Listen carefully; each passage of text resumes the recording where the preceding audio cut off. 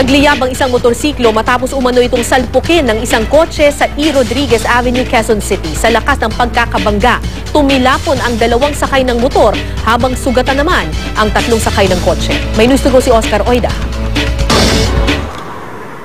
Kuwang-kuwa sa cellphone video na ito habang nababalot ng apoy ang isang motorsiklong na aksidente sa bahaging ito ng E. Rodriguez Avenue na sasakupan ng Barangay Immaculate sa Quezon City.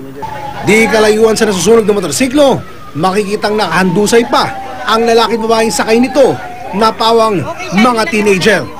Alas 11:30 ng gabi nang salpukin umano ng isang kasalubong na kotse ang motorsiklo ng mga biktima. Ang nakita ko na lang itong motor na nag-umagaywang-gaywang. Ang bilis doon yung tulin. Tapos bumangga po dyan.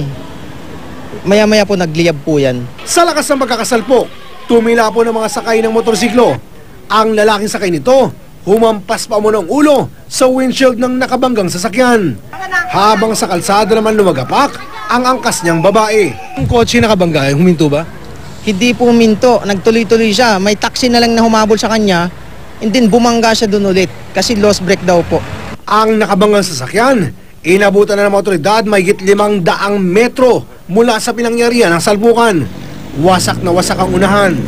Ang tatlong sakay nito na puro mga teenager din pala, kabilang ang isang babaeng modelo, lahat sila nagtamo rin ng mga sugat sa iba't ibang bahagi ng katawan. Kwento ng nagmamaneho sa mga pulis. Sabi niya, gumewang yung kotse niya at na-lost control siya, humabig pa kaliwa.